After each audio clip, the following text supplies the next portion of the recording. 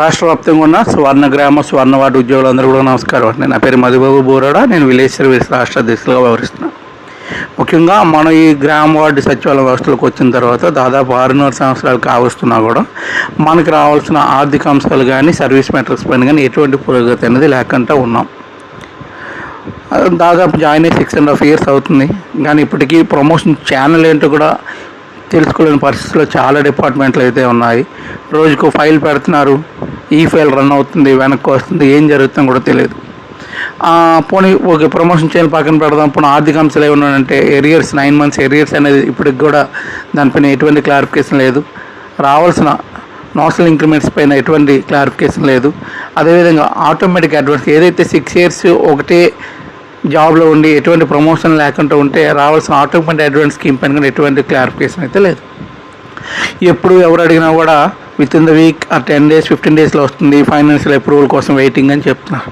So వ్యవస్థ వచ్చాక దాదాపు 6.5 సంవత్సరాలుగా ప్రతి ఒక్కరు చెప్పిన వర్క్ చేస్తూ ఎవరు ఏం చెప్పినా కాదు అనకంట ఏ వ్యవస్థ వచ్చి అంటే ఒక గ్రామ సచివాలయంలో 21 డిపార్ట్మెంట్ ఉంటే వార్డు రూరల్ కలిపి 21 డిపార్ట్మెంట్ల అధికారులు 21 డిపార్ట్మెంట్లకి కూడా అదే వర్క్ చెప్పినా కూడా మనం చేస్తూ ఎక్కడా కూడా వెనకడుగు వేయకుండా ఈ వ్యవస్థలో ముందుకు వెళ్తున్నాము.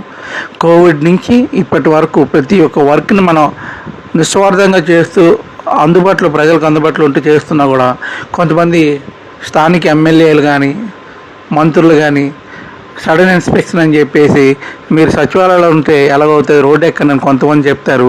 మనం రోడ్డు ఎక్కి ఆ సర్వీసులు కానీ డోర్ టు డోర్ సర్వీసులు చేస్తుంటే మీరు రోడ్ల మీద ఉండి ఏం చేస్తారు, సచివాలయం వస్తుంది ఎందుకు, సచివాలయం ఉండడానికి కాదని చెప్పి అదే ప్రధాన పత్రికల్లో ఆర్టికల్స్ వేయడం జరుగుతుంది. అంటే ఇది పొమ్మను లేక పోగపెడుతున్నారా అనే కాన్సెప్ట్ అయితే వస్తుంది.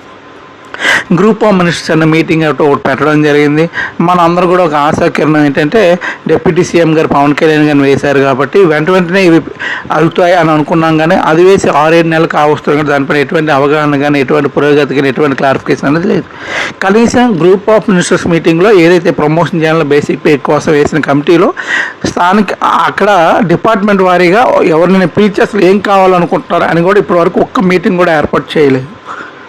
దీని అర్థం ఏంటంటే మీతో సంబంధం లేదు, మీ హెచ్ఓడి లేదు అదే మాకు శిరోదాయం అని చెప్పుకొని ప్రతి ఒక్క యాక్టివిటీ అయితే ముందుకైతే తీసుకెళ్ళడం జరుగుతుంది. ప్రతి ఒక్క డిపార్ట్మెంట్కి సమస్య అయితే ఉంది. నేను మళ్ళీ చెప్తున్నా, ప్రతి ఒక్క డిపార్ట్మెంట్ సమస్య కొట్టిమిట్టాడుతున్నా కూడా డిపార్ట్మెంట్ నుంచి ఎవరు ముందుకు రావడం లేదు. అందరూ చెప్తారు, మెసేజ్లు పెడుతున్నారు ప్రతి ఒక్కరికి, సార్ మాకు చాలా సమస్యలు ఉన్నాయి సార్, దయచేసి అర్థం చేసుకోండి సార్, మా కోసం ఫైట్ చేయడమే ఉంది, మీకోసం మీరు ముందుకు వస్తే నాయకులు అనేవాడు ఎవడైనా వచ్చి మద్దతు ఇవ్వగలరు, సంఘీభావం తెలపగలరు, మీకోసం 1 రోజు 2 రోజులు 3 రోజులు కూర్చోగలరు. అటు పరిస్థితులు ఏమైనా ఉన్నాయా? అలాంటివి మీరు చేయగలుగుతున్నారా? మీ డిపార్ట్మెంట్ని మీరు ముందుకు రాదు. ఏమంటే మాకు లీడర్స్ లేరు సార్.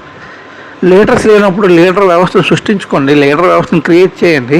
28 జిల్లాల్లో 28 లీడర్స్ను పట్టుకోలేరా? మాత్రం 28 లీడర్ని క్రియేట్ చేసుకుని స్టేట్ బాడీ చేసుకోలేదా? ఇండివిజువల్ డిపార్ట్మెంట్లు జేఏసీలుగా నష్టపోవడం కారణం ఏంటంటే ఇండివిజువల్ డిపార్ట్మెంట్ అనేది ఆ జేఏసీలో ఉండకపోవడమే కదా జేఏసీ నష్టపోతుంది. 4, 5, 10 మందితో జేఏసీ ఏర్పాటు చేసి వీఆర్ ద లీడర్స్ స్టేట్ వైడ్గా మేమే చెప్పింది చెల్లాలంటే జరగట్లేదు కదా ఈరోజు సిచ్యువేషన్స్లో. మనం చేయవలసింది ఏముంది? ఇండివిజువల్ డిపార్ట్మెంట్స్ ఏవైతేనే వాళ్ళందరూ కూడా స్ట్రాంగ్గా నిలబడాలంటే ఆ జిల్లాకు ఒక లీడర్ కింద హెడాక్ బాడీ క్రియేట్ చేయండి. హెడాక్ బాడీ క్రియేట్ చేసి 21 డిపార్ట్మెంట్లు ఉంటే 21 లీడర్స్ 21 డిపార్ట్మెంట్లకి 21 రాష్ట్ర అధ్యక్షులు క్రియేట్ చేసుకొని వాళ్ళందరితో జేఏసీ అనేది ఏర్పాటు చేయండి. ఆ రోజు మీరు ఏ నిర్ణయం తీసుకుని ముందుకు వెళ్తుంది ఆ రోజు ఇవ్వండి. పెన్షన్ ఆపేద్దామా, లేదా చెలో విజయవాడ, లేదా నిర్వధి దీక్ష ఏది చెప్పినా కూడా స్టేట్ వైడ్గా ఇనిషియేటివ్ అనేది ముందుకు వెళ్తుంది. అలా కాకుండా మనం ఎన్ని యాక్టివిటీ చేస్తున్నా జనాల్లో ప్రజల్లో కానీ గవర్నమెంట్లో కానీ శూన్యం. మన అధ్యక్షులం కానీ మన అధ్యక్షతన ఎవరికి తెలియదు. మనం స్టేట్ అధ్యక్షులవే కానీ మనకు అధ్యక్షులు ఎవరు మనకు తెలియదు. మన గ్రౌండ్ లెవెల్లో ఉన్న ఎంప్లాయీస్ నువ్వు ఎవరో తెలియనప్పుడు నువ్వు అధ్యక్షుడు అయితే ఏముంది సార్? పేపర్ ఆర్టికల్స్లో వచ్చే పేర్లు ఇక్కడ గ్రౌండ్ లెవెల్లో వినిపించవు. ఎవరైతే గ్రౌండ్ లెవెల్కి వచ్చి యాక్టివిటీస్ చేస్తారో వాళ్ళు మాత్రం ప్రజలు గుర్తిస్తున్నారు. ప్రజలు మీన్స్ సచివాలయ ఉద్యోగాలు గుర్తిస్తారు. సో దయచేసి ఈ విధంగా ప్రయత్నం చేయవలసిందిగా కోరుకుంటున్నాం. ఈ యొక్క సమస్యలు ఏవైతే ఉన్నాయో నా దృష్టికి వచ్చిన ప్రతి సమస్య పైన నేను ఒక స్టేట్ మీడియా ద మెయిన్ పత్రికా ఛానల్ డిబేట్కి అయితే వాళ్ళు ఇన్వైట్ చేస్తున్నారు. మేము విత్ ఇన్ ద వీక్లో మ్యాటర్ అంతా రెడీ చేసుకుని వెళ్ళమన్నారు. మేము వెళ్ళడానికి సిద్ధంగా ఉన్నాము.